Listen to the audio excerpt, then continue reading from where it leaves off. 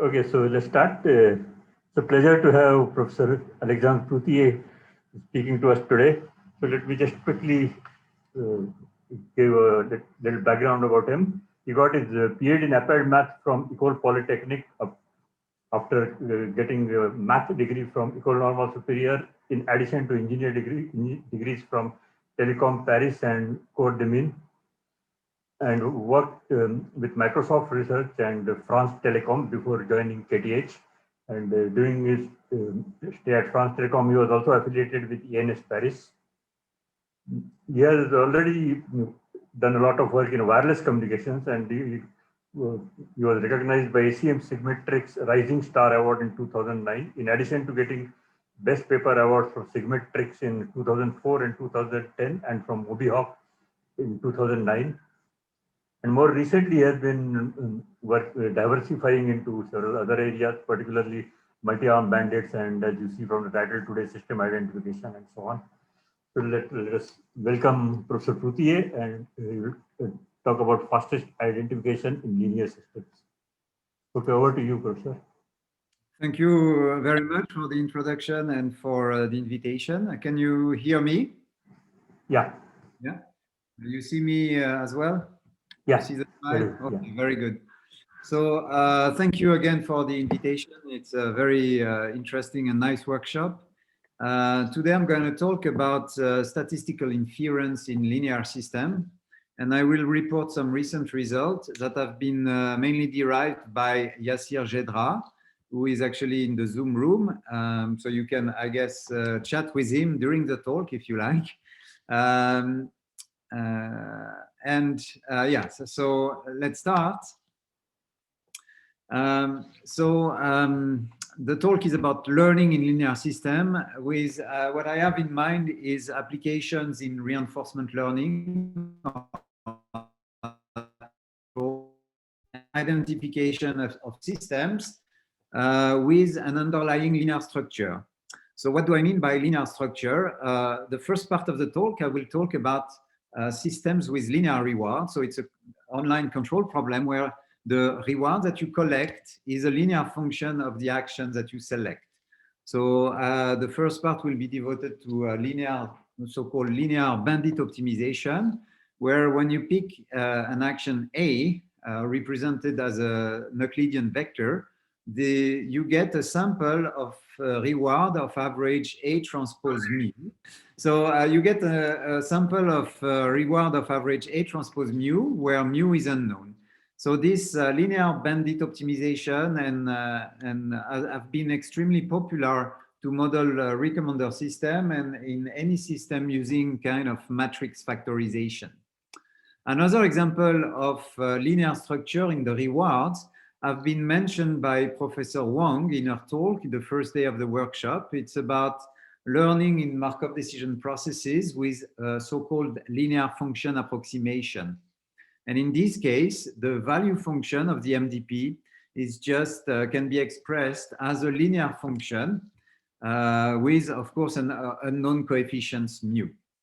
So in the first part, the goal is really to devise an efficient sequential action selection strategy to either estimate mu, the unknown parameter dictating the reward, or directly to estimate the best arm, the best action, or the best policy in MDPs. In the second part of the talk, I will talk about linear structure, but concerning dynamics. So I will revisit system identification in the classical classical control framework, where the state of the system at time t+1 is just a linear function of the current state at time t, xt, so a xt, plus, of course, some kind of control action plus noise. And the goal here is really like any system identification problem, is to devise an efficient method to estimate the system, so to estimate A or B. All right. So these two problems may seem very, very simple and actually classical, and you might think that everything has been said about these problems. Actually, they have attracted a lot of research interest over the last couple of years, and for good reasons. They are actually very challenging to say things about these systems. For both parts, for both problems, actually, we will require the analysis of random matrices that are built from dynamical systems. So as a consequence, these random matrices, they don't have independent entries, but they are rather correlated, and this correlation comes from the dynamical system.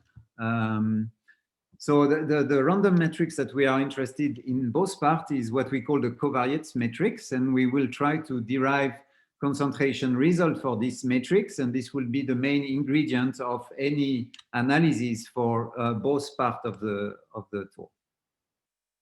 Part one requires us to devise efficient action selection strategy, stopping rule, and so it will require us to combine and jointly analyze several ingredients from random matrix theory, stopping rules, and sequential selection strategies. All right.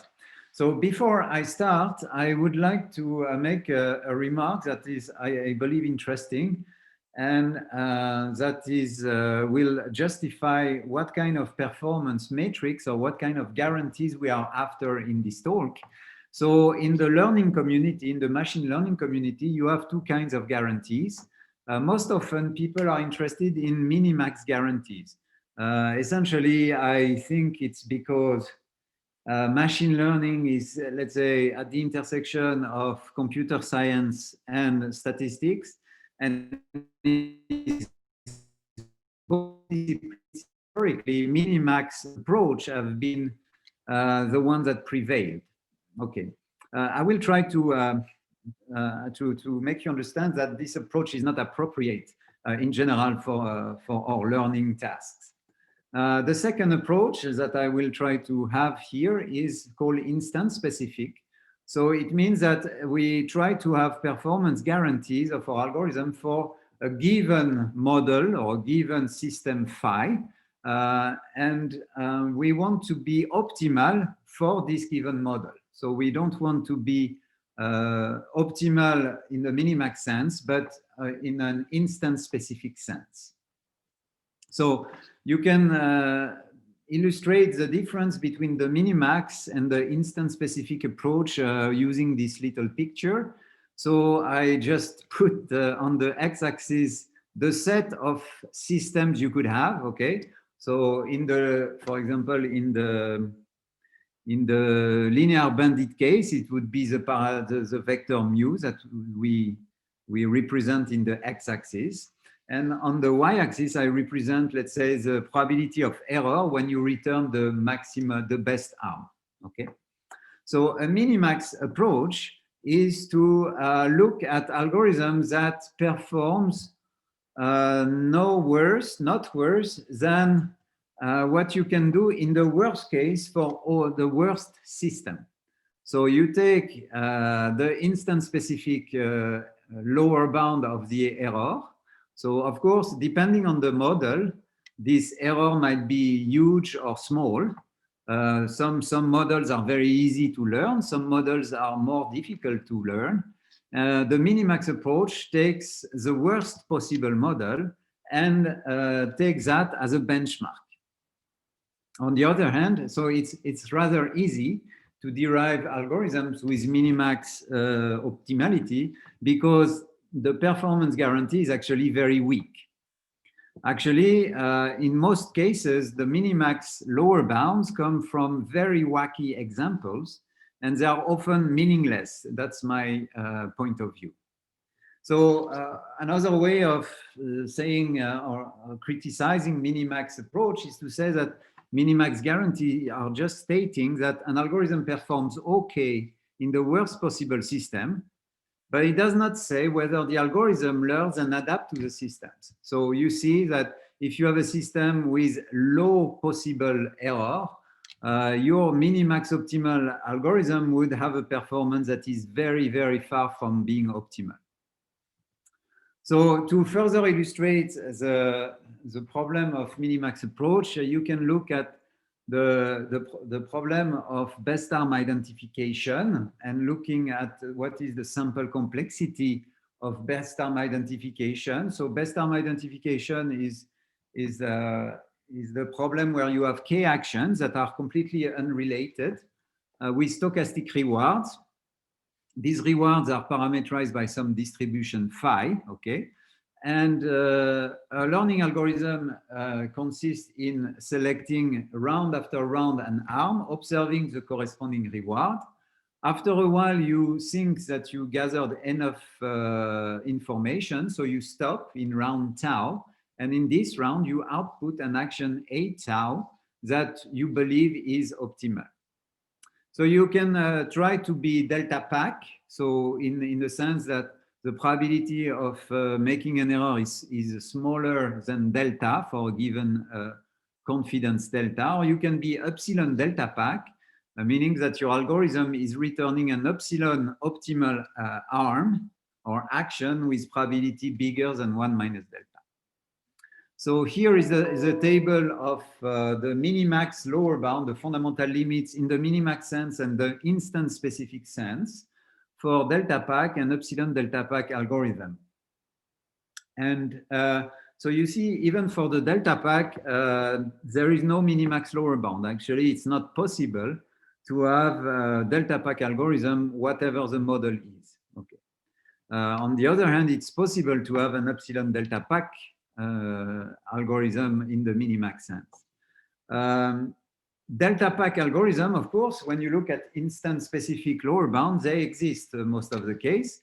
It's just that if you take the supremum over the model phi of the C1 of phi, it's infinite. That's why you don't have a minimax lower bound.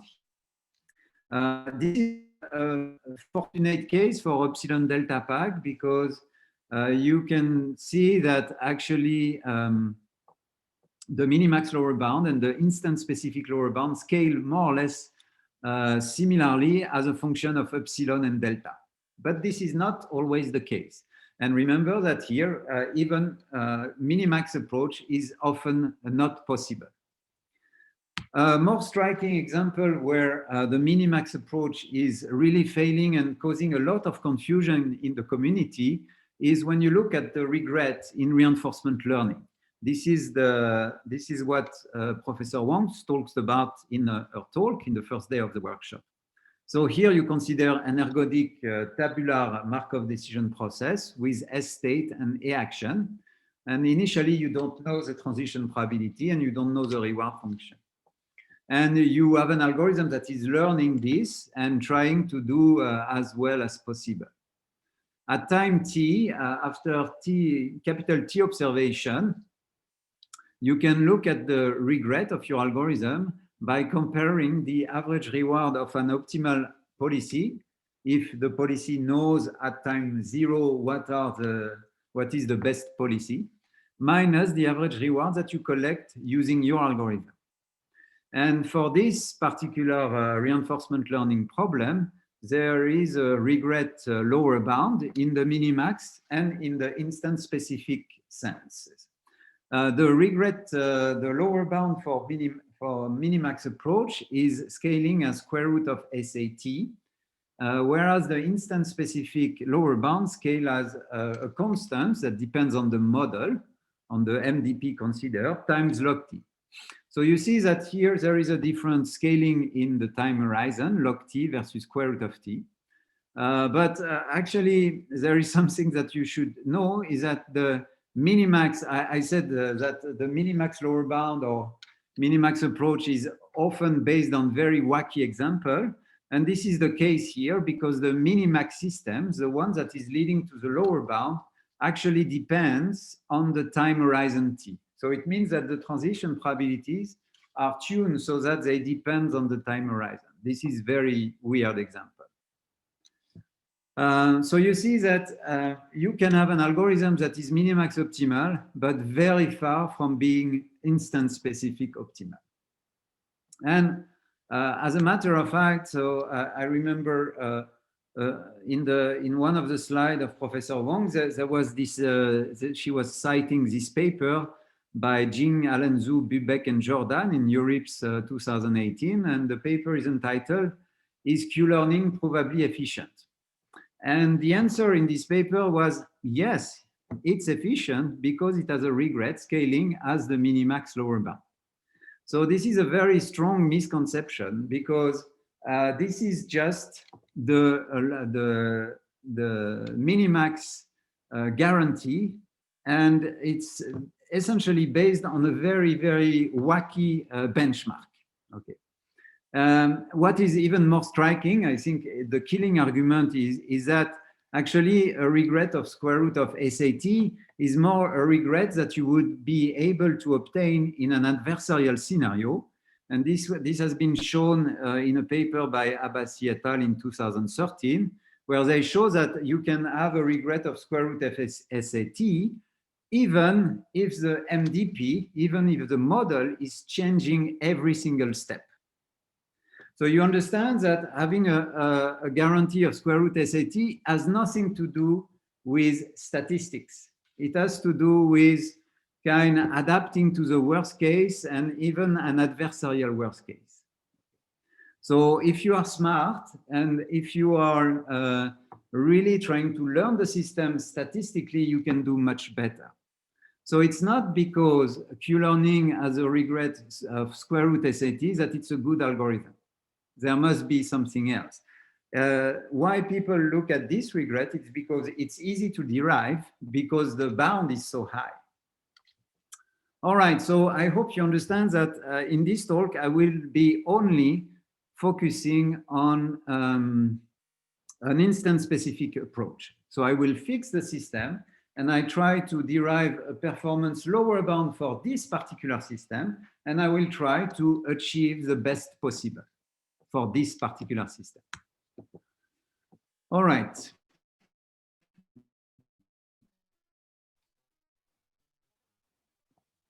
So let's start with best arm identification in linear systems. So this is linear system with a linear reward structure. So you have a set of arms of action, cal A, that is a subset of R to the power D. A is a set of finite number of action, or it could be continuous. I will start discussing the finite case and talk about the continuous case later on.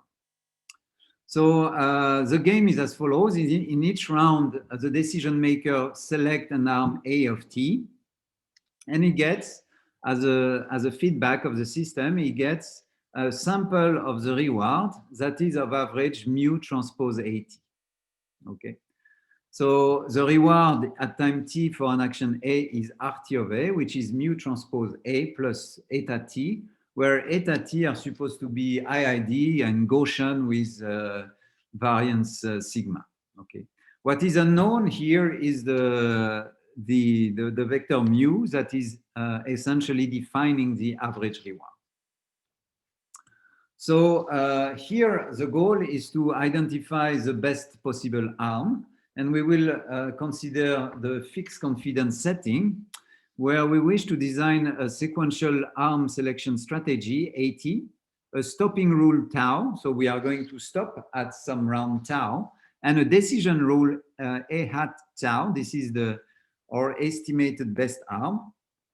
And we want to design such components such that with a fixed level of confidence, we return the best arm, and with, of course, a minimal sample complexity that is here defined as the expected number of rounds before you stop exploring, before you stop interacting with the system.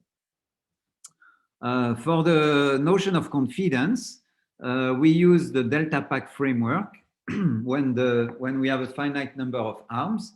So it means that we want to return the best arm with probability bigger than 1 minus delta. For when we have a continuous set of actions, we are obliged to move to epsilon delta pack algorithm in which case we want to return an epsilon optimal arm with probability 1 minus delta at least. Okay. All right. So what is known about this problem? So essentially, linear bandits were introduced by Peter Auer in 2003.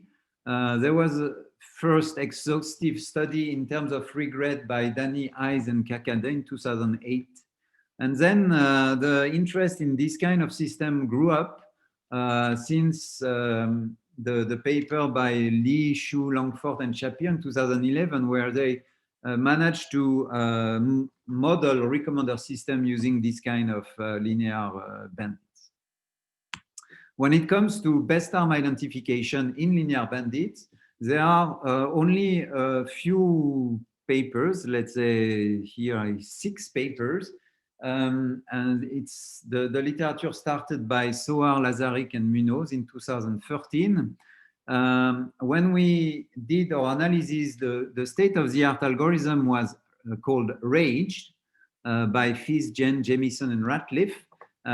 It was based, most of the algorithms actually are based on successive elimination.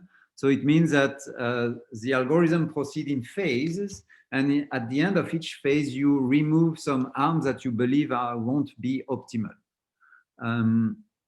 Actually, because of this structure, it's very difficult to prove that these algorithms are optimal, and they are probably suboptimal in terms of sample complexity.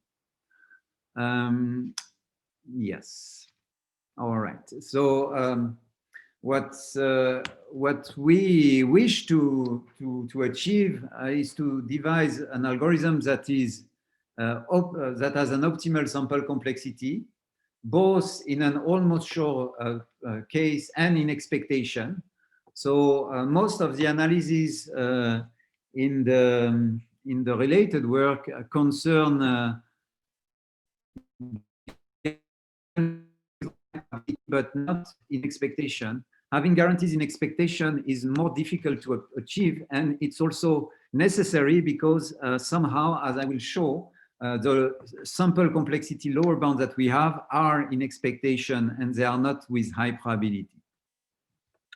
So we want to devise an algorithm with optimal sample complexity that is easy to implement. There is no phases. There is absolutely no doubling trick. Okay.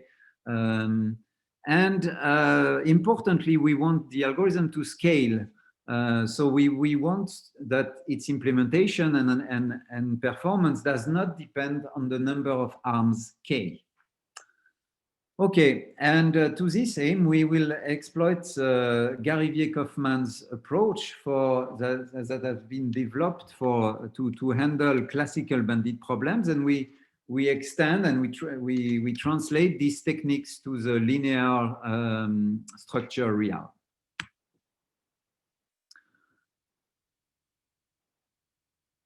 So as I told you, the first thing we do is we have an instance-specific approach, and our approach would be to fix the model. So I fix mu. I want to find the best possible sample complexity for a given mu, achieved by any delta pack algorithm. Okay, so I will derive a fundamental limit, a lower bound on the sample complexity, and then I will devise an algorithm that reach this level of sample complexity.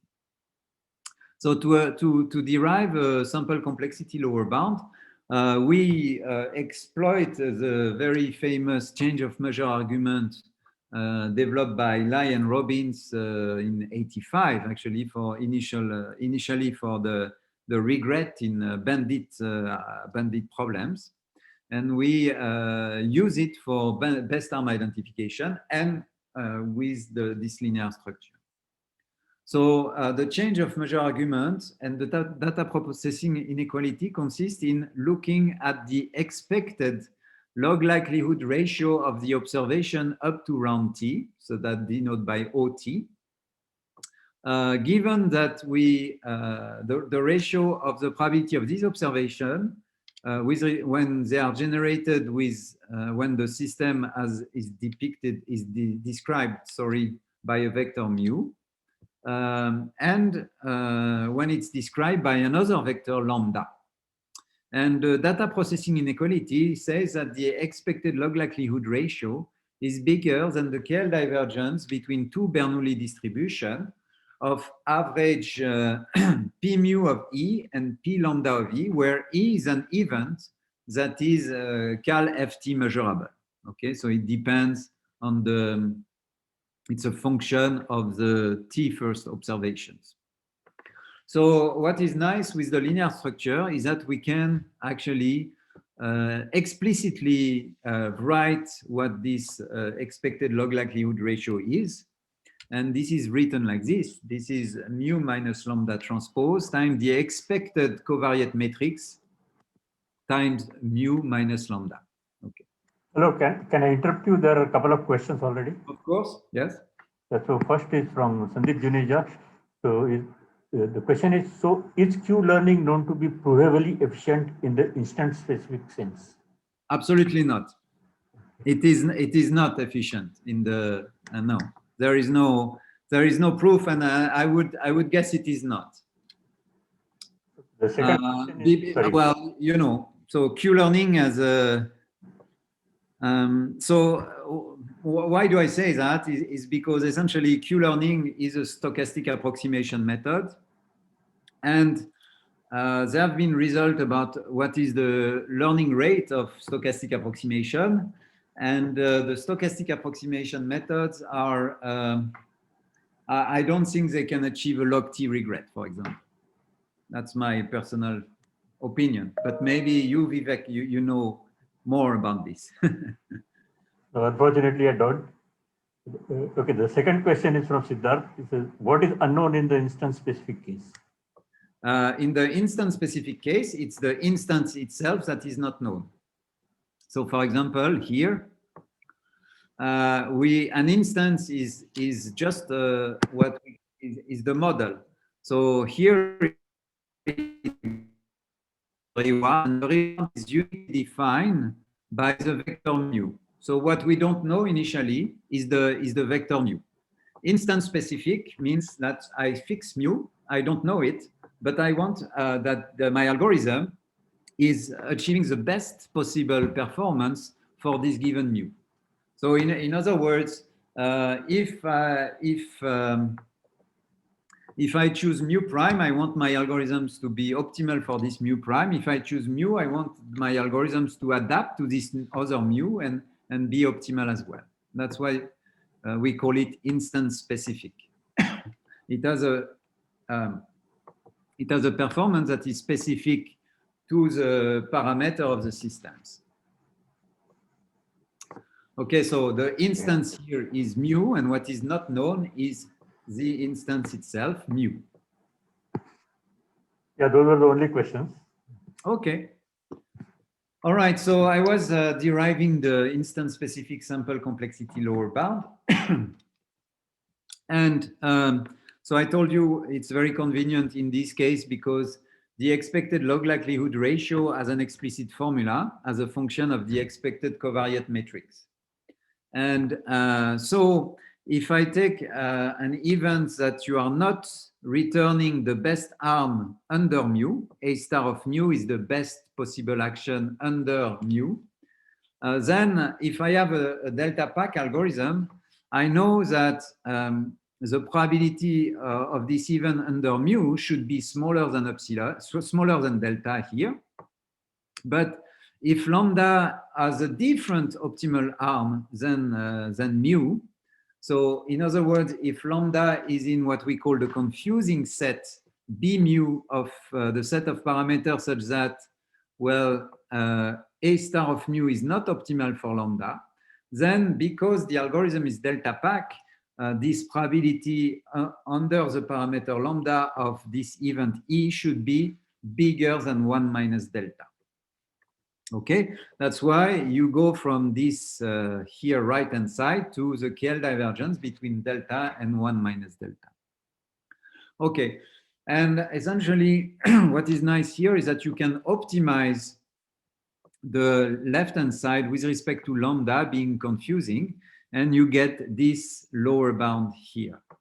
So the expected sample complexity is bigger than KL divergence between delta 1 minus delta divided by this quantity here, where WA is the proportion of time you choose action A in average, and W is referred to the allocation. So of course, W depends on your algorithm, right? So the lower bound is obtained by taking the best algorithm, so the supremum over all the possible allocation. So the result of the previous analysis is that we have a lower bound for the sample complexity of delta pack algorithm in the linear bandit case, and it has been known actually, it has been first derived by Soar in her thesis in 2015, and it says that the expected number of rounds you should that you cannot avoid is bigger than 2 sigma square T star of mu, KL divergence essentially log of 1 over delta, and T star of mu is given by this max mean problem. That is actually simple to solve. Actually, the function involved here that we call psi of mu W is actually continuous. Its maximum is also continuous, and the optimal allocation is the optimal allocations form a convex, compact, and non-empty set. Actually, solving this optimization problem is a convex program. All right, so based on this observation, the design of an algorithm tracking an optimal allocation, so an allocation that would belong to C star of mu, might be possible. And this is what our algorithm do. So the design principle of the algorithm are as follows. First of all, there is some kind of, it relies on some kind of certainty equivalence principle based on the least square estimator for mu. In the case of linear system, the least square estimator is explicit, is a pseudo-inverse of the covariate matrix times another matrix. And essentially, you see that the consistency and the error concentration of the least square estimator would actually be very dependent on the smallest eigenvalue of the covariate matrix. The sampling rule will actually ensure that this smallest eigenvalue is large enough so that we can have this certainty equivalence principle. And this is a component in the sampling rule that we call forced exploration. And the second component of the sampling rule is that it's going to track the optimal allocation C star of mu by just replacing mu by its least square estimators. The third component is a stopping rule, of course, and it will be based on a generalized log likelihood ratio test with an appropriate threshold. What is important is that we have to make all this procedure independent of the number of arms K, and that's a challenge. So in the introduction, I told you that we have a random matrix that we want to analyze. The random matrix here that is of interest is the covariate matrix, which is this one here. And the speed of growth of this matrix dictates the error of the least square estimators. Because actually we can have an explicit expression for the difference between the least square estimator and the true parameter. This is this one. And so when you look at the norm of this error, you can decompose it in two terms, including one where you have the square root of the covariate matrix. So the first term here will be actually managed using concentration result in self-normalized processes. So refer to Pena, Lai, and Shah's book for details, and also the paper by Abbasi Yadkori et al. In 2011, that was one of the first to use this analysis in the case of linear bandits. So essentially, to bound this term, we use these self-normalized processes inequalities, concentration inequalities. And using this and using the fact that we can control the smallest eigenvalue of the covariate matrix. So we assume here that lambda mean of the covariate matrix is bigger than C t to the power alpha, square root of t, for example. Then we can have a concentration result for the least square estimator by combining these two things. So for the sampling rule, we will do what we call force exploration, which is so that the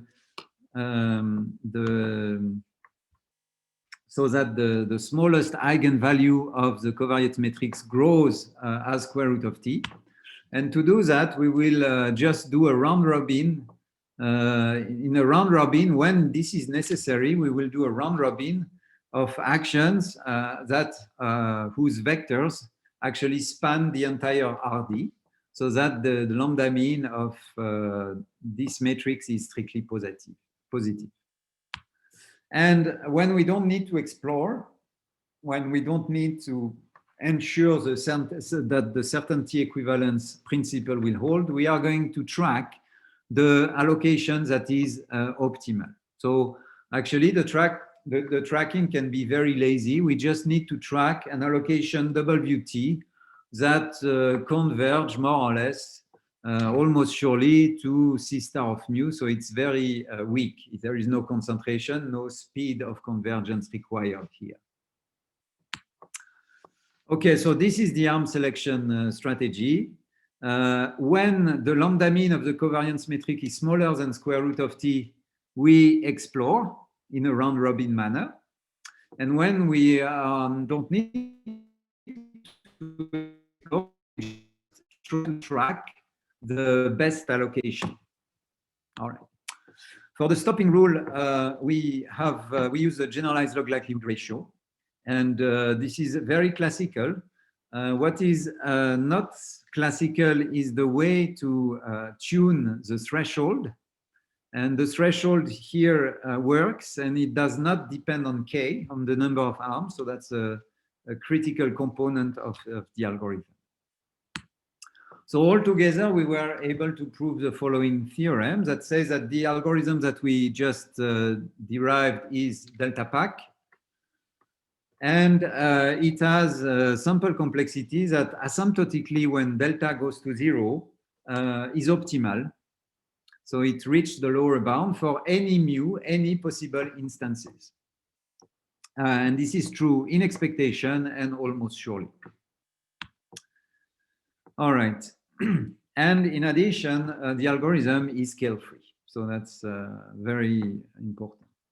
So for the experiment, we took dimension 2 and k arms placed on the circle, the unit circle. And we compare our algorithms to RAGE, the state-of-the-art algorithm from NeurIPS 2019, and an oracle algorithm that was proposed by Soar et al., where they assume that the best allocation is known at the beginning. And here are the results. The four first columns corresponds to our algorithm. And we have the mean sample complexity here. And you see that we are really outperforming the state-of-the-art algorithm, but also the oracle. It might be surprising at first because the oracle knows W star, so you just have to follow W star. But actually, the allocation is one component of the algorithm. Another component is the stopping rule. And so if you are not optimal for the stopping rule, you won't be optimal in terms of sample complexity. And this is why the oracle proposed by Soar, Munoz, and Lazaric are not is worse than our algorithm. Okay, I will skip linear bandit with continuous set of arms. The analysis is much more difficult because deriving the lower bound is kind of a mess. Solving the max-min problem that we need to solve to derive the instance-specific lower bound is difficult. Nevertheless, we managed to do it and to extract the dependence in the dimension and epsilon and the size of the vector mu. We also have an algorithm achieving these limits. Okay. I don't have much time now for the second part, although this might be the most interesting part. This is about the classical problem of linear system identification. So you have an unknown linear system, xt plus 1 is equal to axt plus noise. And you have IID noise. The noise can be Gaussian with covariance identity, or might be just isotropic with independent coordinates of bounded psi2 norm. And the goal is that we observe a trajectory of the system, x0, xt, and we want to derive an estimator of A. Okay. So the sample complexity for this problem is defined as the number of observations tau, such that after tau, the probability that your estimator is epsilon accurate is bigger than 1 minus delta. Okay. So that's the objective. We want to design an estimator with minimal sample complexity for a given accuracy, confidence, given accuracy and confidence levels epsilon and delta. Okay. And we want to find the minimal sample complexity and its dependence in A. So A, because we want to be instance specific, remember, epsilon delta because the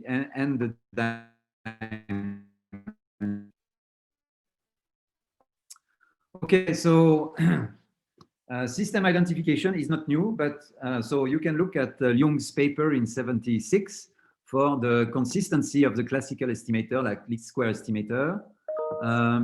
But recently there have been a long lines of researchers trying to look at the finite time analysis of these estimators.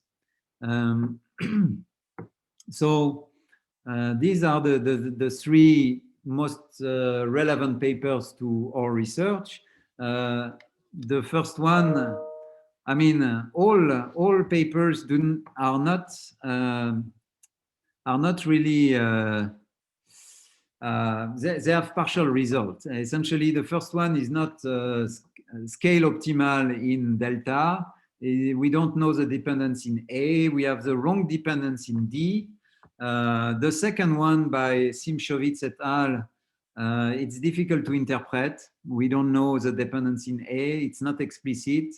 You have to maximize and optimize. You have to optimize and optimize some parameter to know the dependence. And the paper by Sarkar and Rackling is interesting, but it's completely avoiding the dependence in A and D. So what we want is we want an optimal and explicit dependence in epsilon and delta, and of course we want to be instance specific optimal. So we want an optimal dependence in A. All right, so that's what we did. We used the same technique to derive actually instance specific lower bounds. And so we use a change of measure arguments. And here in this case, we are able to find explicitly the sample complexity lower bound because the optimization problem that we get when looking at confusing parameters or confusing system A prime is manageable. Okay, so at the end of the day, we proved the following lower bound that is explicit in everything. and that is kind of beautiful. It says that the sample complexity tau of any estimator that is epsilon delta pack locally around A satisfies the following inequality. The smallest eigenvalue of the cumulative Gramian of the system. So gamma S of A is what we call the sorry, where is it?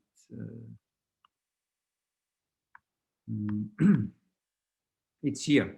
It's the finite time controllability Gramian of the system. So it has a explicit dependence in A. And so the lambda mean, the smallest eigenvalue of the cumulative Gramian of the system must be bigger than 1 over 2 epsilon square log 1 over delta. We believe that this lower bound is not tight because there is an additional dependence in the dimension that is not here. Actually, we believe that there would be a plus D, an additive term that is plus the dimension. Well, as you see, the lower bound is not very explicit because of this lambda mean of the cumulative Gramians, but you can derive a looser but explicit lower bound based on this one. And essentially, it's written here. Okay. So if lambda d is the complex eigenvalue of A with the smallest amplitude, then phi parameterized by this eigenvalue of tau must be bigger than this. And phi is completely explicit. It's given here. So this lower bound is valid for stable, unstable, marginally stable systems. All right. What we did after that is to show that the least square estimator actually is instance-specific optimum. And as I explained earlier, the analysis really relies on the analysis of the covariate matrix, the random covariate matrix, and its spectrum. And I think this is what the most technical part of the analysis. And I think that Yassir managed to derive a very strong result that the other researchers were not able to derive. And that's why we were able to show this some instance-specific optimality of the ordinary least square estimator. So that's the result for the least square estimator performance. You see that if this condition is valid, then the algorithm is epsilon delta pack, the least square estimator is epsilon delta pack. And this is almost what we have in the lower bound, except for this additional D that I was mentioning earlier. Okay. So this result was actually conjectured by Simchovitz, Maniatou, Jordan, and Recht in their paper. But what was possible to do is to prove it using concentration result on the covariates matrix. Okay. Yeah. So this concentration result is about the spectrum of the covariates matrix. And so the covariate matrix is X. And we can prove that all the singular values of X are bounded, upper and lower bounded, by by some terms that involve the spectrum of the matrix M that is exactly the cumulative Gramian of the system. And this inequality holds with very high probability. That's a concentration result for the spectrum of the covariate matrix. Okay, this plots illustrates this concentration. We remark that this matrix M scale as 1 over square root of t. I mean, all the singular values of this matrix scale as square root of t. And so the spectrum of the covariate matrix should also be around square root of t. And this is what we have for the largest and minimum singular value of the covariate matrix when renormalized by square root of t. Okay, I will stop here. If you are interested in the proof, we can discuss that. It's essentially a mix of it's using the fact that the matrix XM looks like very much like an isometry with very high probability. All right. So to conclude, I would say that I hope that you are convinced now that there are still interest in linear models in terms of rewards or dynamics, and you have very challenging questions there. Actually, there have been a very intense research activity around linear model recently, using non-asymptotic approach or concentration approach. I showed that you can be instance specific in this kind of in the analysis of these linear models. So we have an instance specific optimal best action, best arm identification, or best system identification.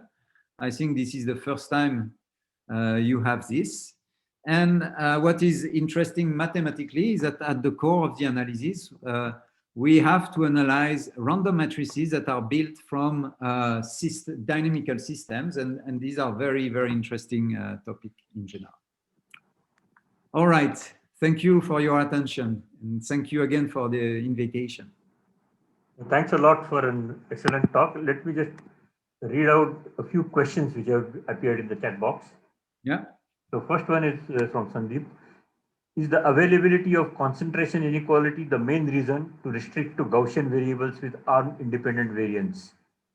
Yes, it is. The main component of the analysis are concentration of matrices.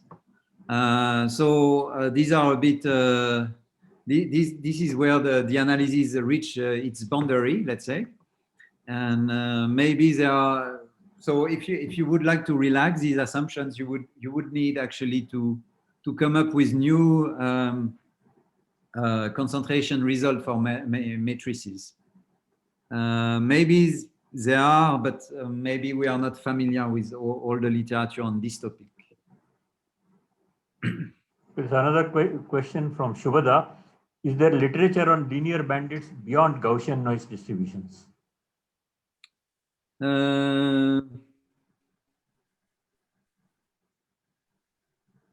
Yeah, that's a good question. I think, okay, let me think about it. So as you saw, when I derived the instance-specific lower bound, it was pretty much relying on the fact that we have an explicit expression for Gaussian reward when it comes to the expected log likelihood ratio. You could have such explicit expression maybe for other distribution like Bernoulli. In general, you can derive the lower bound, but maybe you cannot have an explicit lower bound. So there is no reason why the analysis would not move to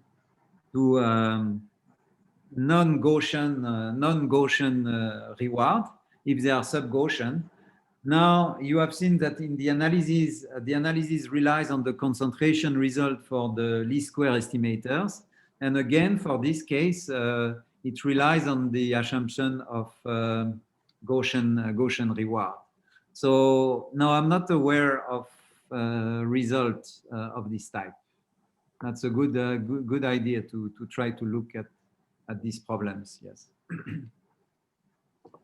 There's a question from Devavrat Dubashi. Are there similar instance-specific lower and upper bounds for regret for linear bandits? No. Let me think about it. For linear, for regret in linear bandit, there is there is an instance-specific regret lower bound and optimal algorithm by Latimore, Shegesvari, and another author. It's the first author. It was an ISTAT paper this year or last year.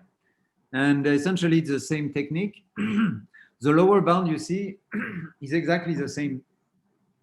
Initially, the technique was used by Lai and Robbins for regret. So the regret lower bound is exactly the same as it's not exactly the same, but it's similar to that of the sample complexity.